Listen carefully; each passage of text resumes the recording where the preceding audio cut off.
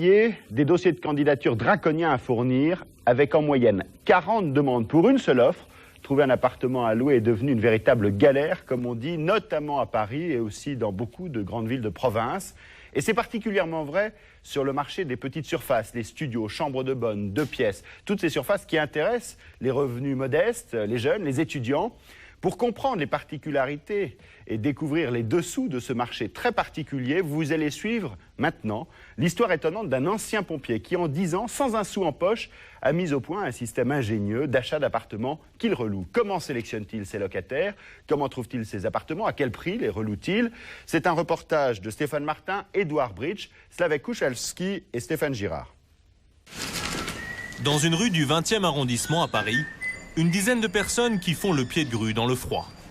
Ils attendent de pouvoir visiter un 2 pièces proposé à la location. Une épreuve de plus dans un véritable parcours du combattant. Ça fait longtemps que vous cherchez à louer à Paris? Oui, ça fait longtemps. Enfin, ça fait un mois. Vous en avez combien déjà? 25-30, un truc comme ça. C'est dur? Ouais, pas simple. Les propriétaires sont rois, donc on fait avec. Le propriétaire roi, ici, c'est le monsieur en manteau clair, Gilles Grimm, 47 ans. Donc, les 2 appartements, là, ils seront finis quand? Normalement, fin de l'année. C'est-à-dire vers le 30 décembre. On arrive fin décembre, il y a les fêtes. Hein. Oui, tout à fait. Tout à fait. Là, il nous manque juste le revêtement du sol à finir. D'accord. Il achète des appartements pour les louer. Il y a peu, il a acquis une partie de ses immeubles. C'est dangereux, ça, hein, attention. Hein. Les travaux ne sont pas encore finis, mais il installe déjà les premiers locataires. Bonjour. Oh là. Vous venez pour la location? D'accord. Bon, écoutez, je vais vous expliquer comment ça se passe. Donc, cet immeuble est entièrement réhabilité intérieur-extérieur. Pour l'instant, il y a encore des travaux dans la cage d'escalier, donc faites attention de ne pas vous salir en montant. Hein. Suivez-moi tranquillement. Il fait lui-même la visite. À votre droite, donc, la salle d'eau. Allez-y, entrez, je vous en prie. C'est un 2 pièces de 34 mètres carrés. Il y a donc une salle d'eau avec une douche. Je vous en prie, passez, entrez. Il y a une chambre. Tout est mansardé. Et un séjour. Gilles Grimm demande 545 € de loyer. Pour éviter les mauvais payeurs, il exige beaucoup d'informations et de garanties aux candidats. C'est avec sa compagne Stéphanie qu'il fait le tri. Et il a l'embarras du choix. 7 dossiers ont été déposés. La sélection est rapide. Toutes les personnes comportant à leurs yeux le moindre risque sont éliminées. Celui-ci, intermittent du spectacle. Donc là, ça nous pose un petit problème. Les intermittents du spectacle marchent par contrat. Donc c'est un petit peu une situation précaire. Le dossier suivant, c'est un cadre EDF, bon salaire, emploi stable, mais il y a un hic. Chez EDF, là, a priori, point faible. Marié, un enfant à charge. Donc non. Pourquoi? S'il y a un problème de paiement, on ne peut pas faire grand-chose lorsqu'il y a des enfants. Déjà. Le 2 pièces ne sera pas pour eux. Gilles Grimm a une idée très précise du bon locataire. Ça, c'est bon dossier, très bon dossier. Oui. C'est les dossiers qu'on aime. Locataire étudiante, parents garants, donc le couple. Et les parents gagnent très bien leur vie. Quand vous avez des parents qui se privent pour leurs enfants pour qu'ils fassent des études, il est certain qu'ils sont derrière, c'est eux qui payent les loyers à leur place. Et donc on sait qu'on n'aura jamais aucun souci. Avec une étudiante, il prend le minimum de risques. Il le sait par expérience car Gilles Grimm est un professionnel de la location. C'est même grâce à cela qu'il est en train de se bâtir une petite fortune en un temps record. Car louer des studios et des 2 pièces à Paris comme dans les grandes villes de province, c'est une mine d'or. Pour chaque appartement, il y a 40 candidats et les loyers ne cessent d'augmenter. Gilles Grimm a compris il y a un peu plus de 10 ans tout le profit qu'il pouvait en tirer. Malgré sa réussite, il ne s'est pas installé dans un quartier chic. Il est resté dans le 20e arrondissement de Paris. C'est la campagne à Paris. Des petits endroits comme on trouve peu aujourd'hui. Rien ne le prédisposait à devenir un grand propriétaire immobilier. car pendant 15 années, jusqu'à l'âge de 33 ans, il a été pompier professionnel dans la capitale. Alors, c'est le casque qu'on m'a donné quand je suis arrivé, donc c'est en 1973. Voilà, c'est donc le casque qui m'a suivi sur toutes les interventions, nombreuses, plus de 4500 interventions. J'étais en compagnie opérationnelle. Donc, vous voyez, de nombreuses bosses dues à des accidents, à des problèmes de chute de pierres, de poutres, etc. Je peux dire qu'il m'a sauvé la vie plusieurs fois, ce casque. Quand il quitte définitivement l'uniforme avec le grade de sergent, il n'a qu'une retraite de 4200 francs par mois et quelques économies. Alors, pour assurer un peu mieux ses vieux jours, il achète à crédit un appartement pour le mettre en location. Cet appartement faisait 33 mètres carrés. J'ai vu une entreprise pour faire des travaux et l'entrepreneur m'a dit « Mais attendez, pourquoi vous ne le coupez pas en deux pour faire de studio ?» Ça ne m'était pas venu à l'idée. Donc j'ai dit « Ben oui, pourquoi pas, est-ce que vous pouvez faire ce travail ?» Il m'a fait un devis et il s'occupait de tout. Et donc il a coupé cet appartement en deux et je l'ai loué, donc 2 fois quelque part, 2 studios. Ça fait que je remboursais 2500 francs par mois et j'avais 5000 francs de loyer.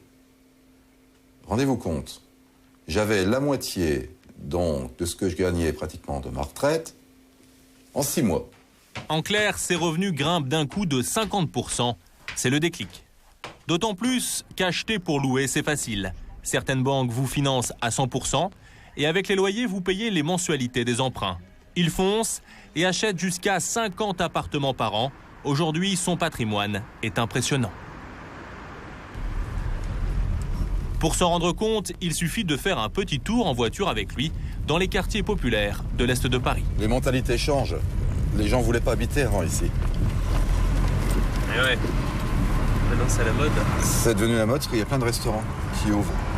L'avantage de ces quartiers, c'est qu'ils sont les moins chers de la ville à l'achat, alors que les loyers s'y tiennent bien. Gilles Grimm a donc acheté ici, à tour de bras.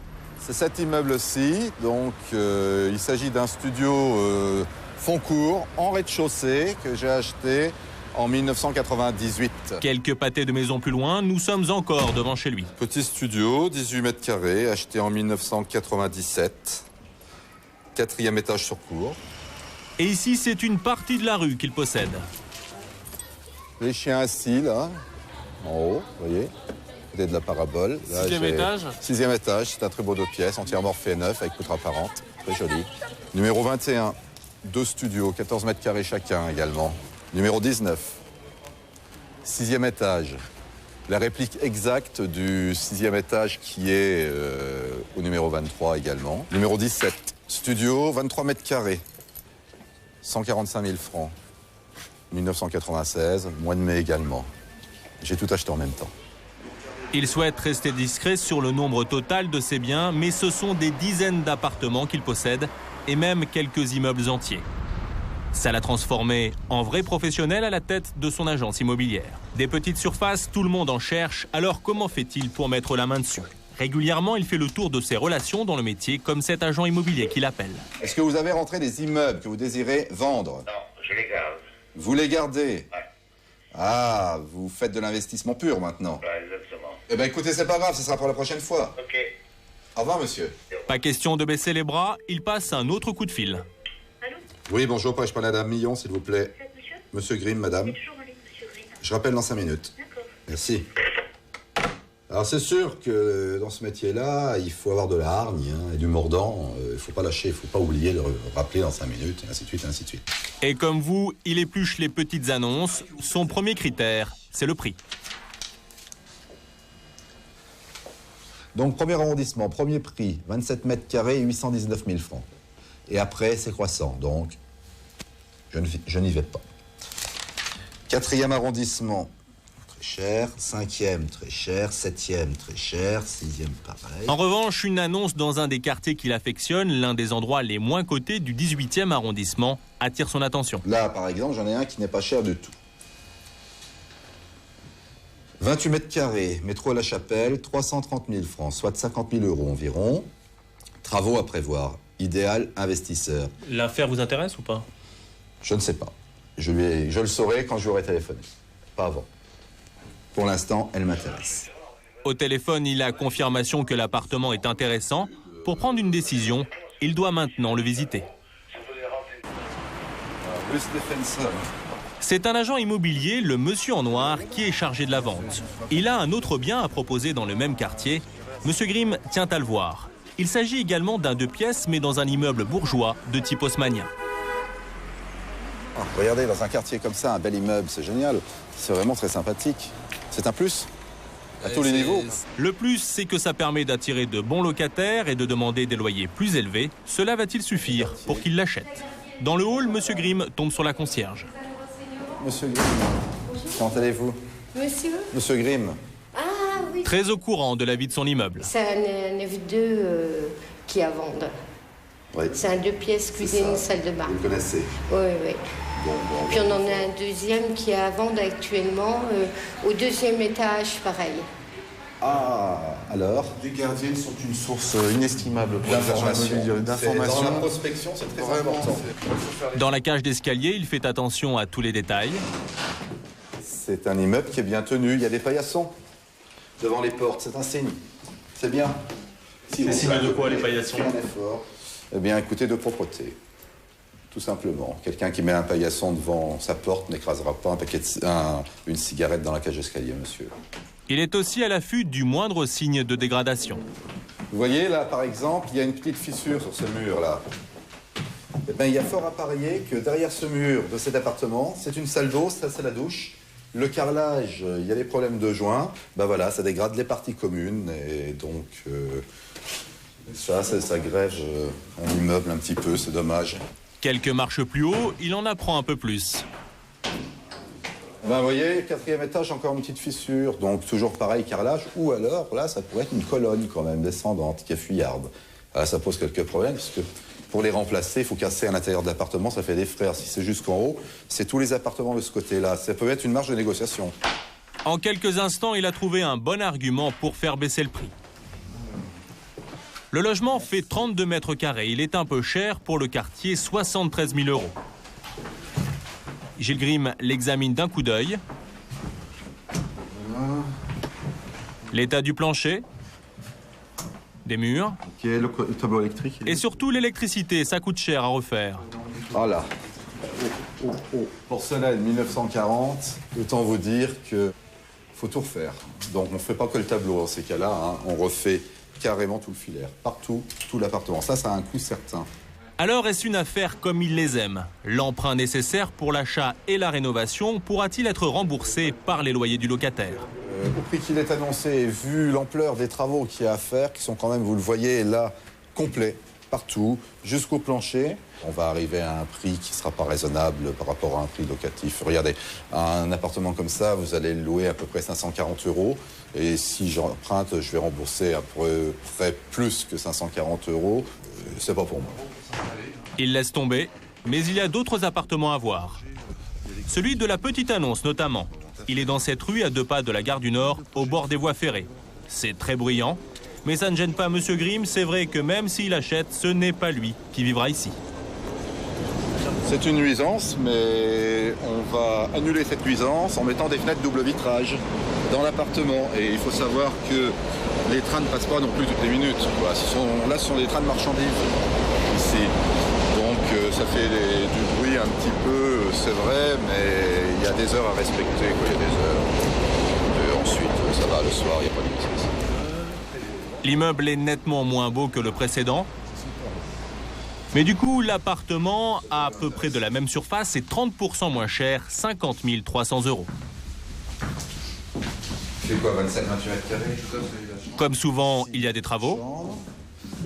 Pareil, même problème, hein, aération. Mais rien d'exceptionnel. Le seul problème, c'est ça. Les toilettes qui donnent sur la cuisine. Pour des raisons d'hygiène, c'est interdit. Gilles Grimm joue les architectes d'intérieur et déplace la cuisine. Ça, je casse. L'entrée, je casse. Donc, quand on rentre par cette porte, on arrive dans cette pièce qui va être très spacieuse. À la place des placards, ici, je fais une jolie cuisine à l'américaine, avec des placards en haut. Et ici, un plan bar qui vient là. Il achète, et comme à chaque fois, ce sont les locataires qui vont régler la note. Ça va vous coûter combien au total? 390 000 francs. Vous allez emprunter combien? 390 000 francs. Alors comment va se passer, comment vous allez rembourser les mensualités? Eh bien écoutez, je vais prendre un prêt sur 15 ans. et je vais rembourser à peu près 3400 francs par mois. Et je ferai en sorte qu'il soit loué au même prix que mes remboursements bancaires. Bon, vous me préparez l'offre. Il ne laisse pas passer l'affaire et signe immédiatement un chèque de réservation. Pour demain matin. Absolument. Donc 2000 € pour réserver. Voilà, et essayez de faire passer ça en consignation auprès du notaire. Hein? Le seul risque qu'il prend, c'est que le locataire ne paie pas son loyer. Il y a eu une fuite d'eau ici. Ça lui arrive dans 6% de ses logements. La plupart du temps, il est assuré contre les loyers impayés, sauf pour quelques anciens locataires, comme celui qu'il va voir ce soir. Il lui doit 7 mois, soit 2300 €. Monsieur Grimm n'a pas le pouvoir de le mettre dehors. Il se déplace pour comprendre ce qui se passe et lui mettre un peu la pression. Que va-t-il obtenir ?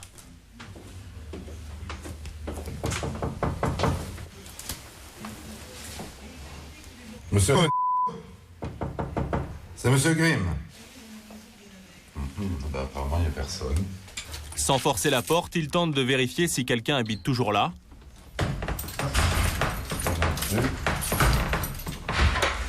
Bonjour, Monsieur Grimm. Le voisin aussi est sollicité. Bonjour. Vous l'avez vu, le locataire, dernièrement? Oui. Vous le voyez tout le temps, il est tout seul ou ils sont plusieurs? La plupart du temps, j'ai l'impression qu'il est tout seul, mais il a des visites, je pense. Bon, ben merci pour les renseignements. Bon. Plaisir. Au revoir, monsieur. Il est bredouille, mais il n'abandonne pas. Je vais passer dans 10 minutes, je lâche pas. Hors de question. La deuxième tentative est la bonne.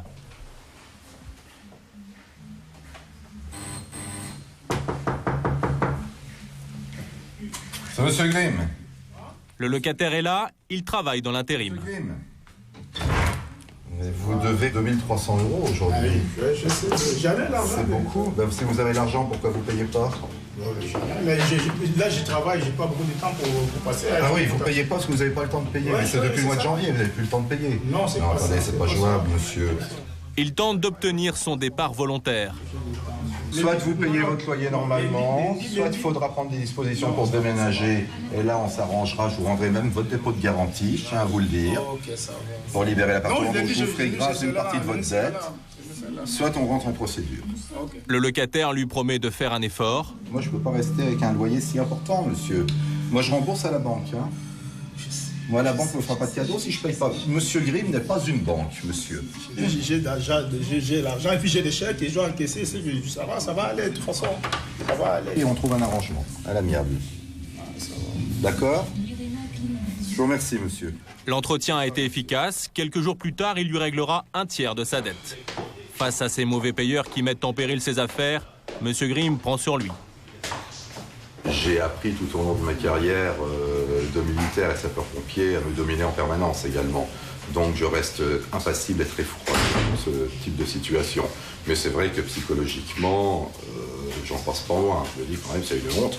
Je me sens quelque part volé. Vraiment, vous auriez envie d'être réactif, quoi. Bon, mais il ne faut pas le faire. Il y a des règles, il faut les suivre. Les règles du jeu, pourtant, il ne les respecte pas toujours.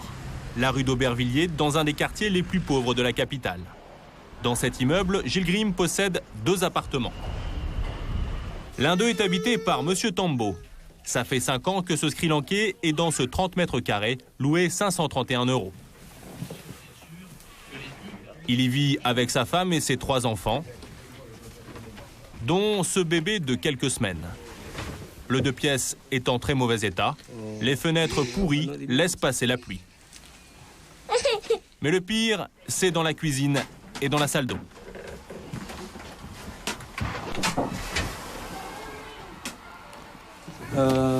Les a mouillés, collés de l'eau depuis le 5e étage. Après, tous les plafonds mouillés bien, tombés aussi. C'était quand ça? Ça fait 1 an et demi avant. Et le propriétaire, il n'a pas fait les travaux? Ah non, pas encore. L'inondation a eu lieu en 2001. Depuis, le plafond s'effondre, les murs moisissent et les infiltrations d'eau rendent dangereux tout le système électrique. Ça c'est... Au mois d'août dernier, la préfecture a déclaré l'habitation insalubre et a ordonné au propriétaire de reloger son locataire sans qu'il n'en fasse rien. Est-ce qu'il vous propose un autre logement? Normalement, il a l'obligation? Normalement, mais pas, il n'est pas fait encore. Il vous propose pas? Non, pas encore. Gilles Grimm nous a affirmé que le nécessaire sera fait dans les semaines qui viennent. Mais pour l'instant, la famille Tambo attend toujours. De toute façon, pour lui, ce n'est qu'un logement parmi tant d'autres. Ça ne l'empêche pas de voir l'avenir en rose. Au fil des ans, l'appartement où il vit avec sa compagne s'est agrandi. Il a racheté les logements voisins. Ça fait 140 mètres carrés. Et là, c'est le lieu où je me repose. C'est mon salon. Voilà, avec tous les petits objets que j'aime bien. Comme... Car l'autre passion de sa vie, ce sont les antiquités. Bien, ça, c'est un sabre de Mamelouk, à l'oriental. D'ailleurs, sur le hussard de Jéricho, on le voit, c'est le même sabre, voyez-vous. Voilà, qui servait pendant la campagne d'Égypte. Ça devait être un sabre qui était très pratique à cheval, voyez-vous. Très léger, courbe, et il est intéressant parce qu'il a des gravures sur la lame. Ses loisirs, il pourra s'y consacrer à temps plein très bientôt. D'ici 3 ans à 5 ans, il y aura ce que je pourrais appeler une pré-retraite. Mais vous savez que l'immobilier, quand on rentre dedans, on a du mal à quitter. Hein, ça devient une passion plus qu'autre chose. Donc vous prévoyez cette pré-retraite autour de la cinquantaine, quoi? Voilà, une pré-retraite. Quel revenu vous envisagez au moment de cette retraite? Quelques dizaines de milliers d'euros. Autour de 200 000 francs, pour donner quelque chose d'un peu plus... À terme, oui. Pas mal comme revenu mensuel. C'est fantastique. Pour un ancien sergent des pompiers. Bonsoir Monsieur Grimm. Bonsoir Monsieur. Quand on voit ce reportage, on se dit qu'il vaut mieux être propriétaire que locataire. On va voir les difficultés qu'on a aujourd'hui à trouver des petites surfaces dans les grandes villes. Vous avez donc pris votre retraite. On apprend d'ailleurs une chose, c'est que quand on est pompier, on prend sa retraite à 33 ans, après 15 ans d'exercice. 15 ans et 6 mois, car nous sommes militaires à la brigade des sapeurs-pompiers de Paris. Voilà, j'ai appris ça dans ce reportage. Et alors, vous avez constitué effectivement un patrimoine important, plusieurs centaines d'appartements aujourd'hui qui vous feront, à l'heure du débat sur la retraite, une très très belle retraite. Plusieurs centaines, dont certains en société civile immobilière, mais tous à crédit. Tous à crédit, mais d'après ce que vous me disiez, dans quelques années, vous serez millionnaire en dizaines de millions d'euros. À la fin des crédits. Quand vous aurez tout remboursé. Et on voit que vous remboursez vite avec c'est les petits ruisseaux qui font les grandes fortunes. 15 ans. Dès que les loyers, effectivement, remboursent le coût de l'acquisition et de l'emprunt, c'est automatique et votre calcul là-dessus est très efficace. Et très précis. Et très précis. Quand on se met du point de vue du locataire, quelles sont les règles d'or pour trouver un logement à Paris ou dans une grande ville, alors qu'il y a si peu d'offres et tellement de demandes? La première règle, c'est d'arriver à l'heure au rendez-vous. Oui. Le premier, si possible, d'où ces longues files d'attente. À l'heure. La deuxième règle, c'est d'avoir un dossier présentable, avec des photocopies bien faites. Souvent, nous avons des photocopies qui sont mal faites. On n'en voit que la moitié. Quand on demande, par exemple, l'avis d'imposition, on ne nous présente que la première page. C'est recto, verso. Les fiches de salaire, quelquefois, elles sont 2 exemplaires. Ce sont les 2 feuillets. Voyez-vous, il faut un dossier absolument complet, dossier locataire, agrafé avec numéro de téléphone. Souvent, les gens oublient de donner leur numéro de téléphone. Comment voulez-vous faire pour les rappeler? Et dossier garant, avec numéro de téléphone aussi pour téléphoner au garant. Pour les cautions. Voilà. Quand il en faut. Pour leur expliquer ce que c'est qu'une caution aussi. On va voir effectivement quand elle est nécessaire. Quand vous disiez à l'heure, quand on est là le premier, souvent les gens veulent être les premiers. Est-ce que ça joue ou pas? Ça ne joue pas du tout. Je fais mon métier, je fais les visites, je donne mon adresse, je prends les dossiers existants et ensuite je traite l'information.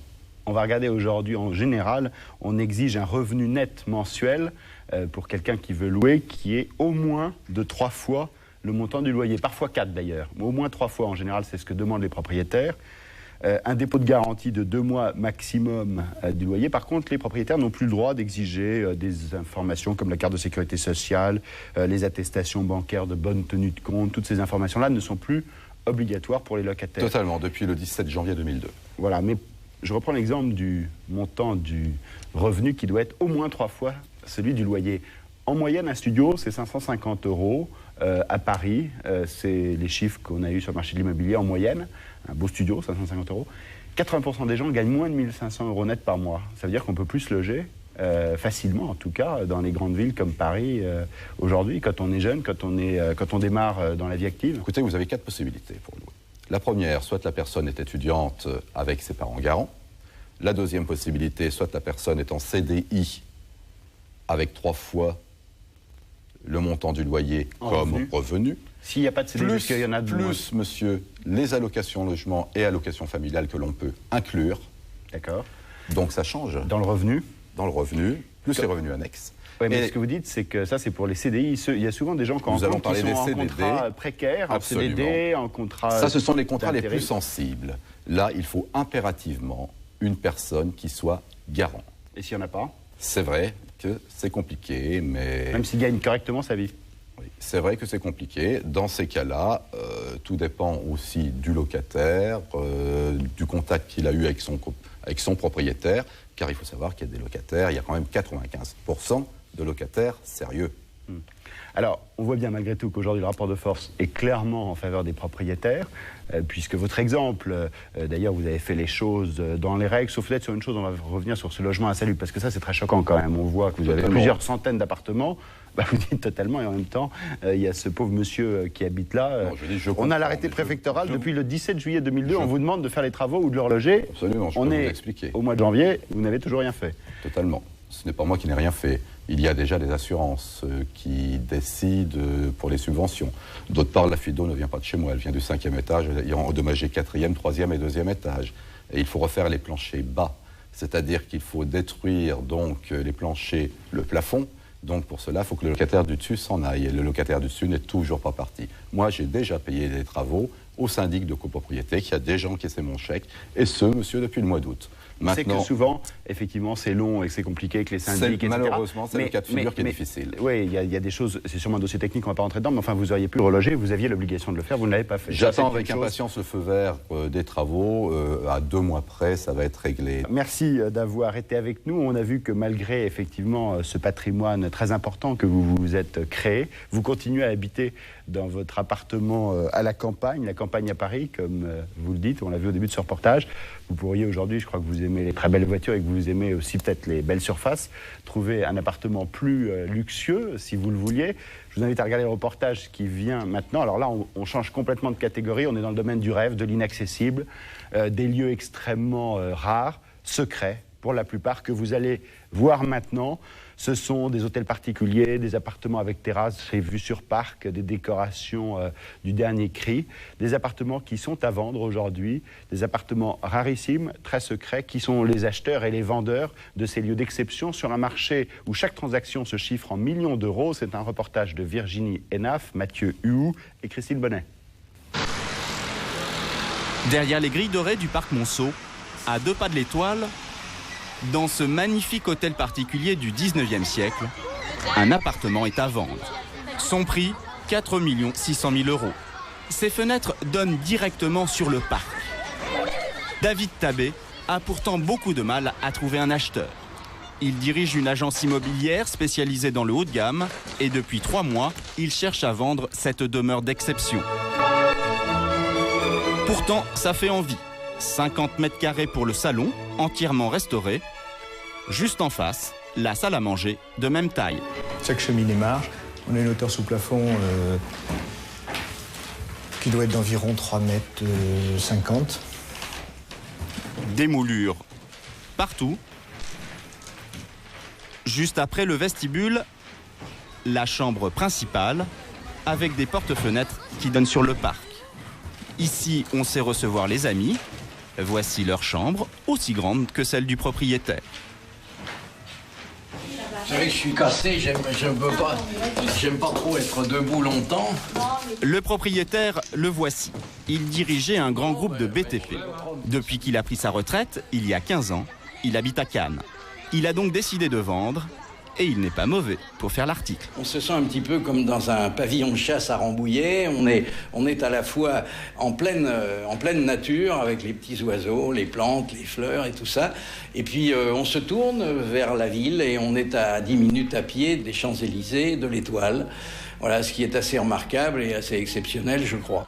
Remarquable, exceptionnel, oui, mais tout de même 4 600 000 €, ça fait beaucoup d'argent. mais on peut négocier le prix. C'est un prix de présentation et j'attends de voir si j'ai un acquéreur sérieux. Ce qui ne court pas les rues à l'heure actuelle, ni français ni étrangers.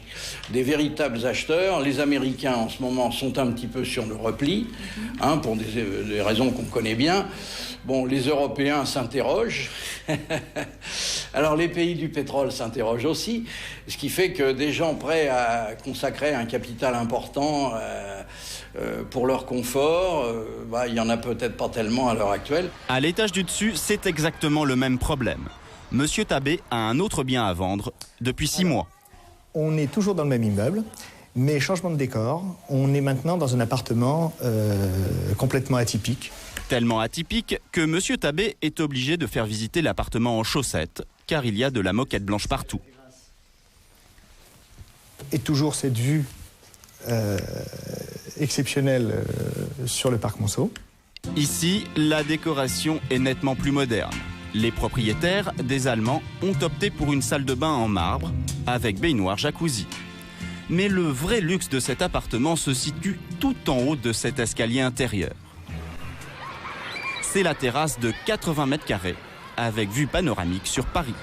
Donc, la terrasse, avec une vue sur le Sacré-Cœur qui est assez magique. David Tabé est obligé d'avouer qu'il y a quand même une petite nuisance sonore. Le bruit des enfants qui jouent dans le parc.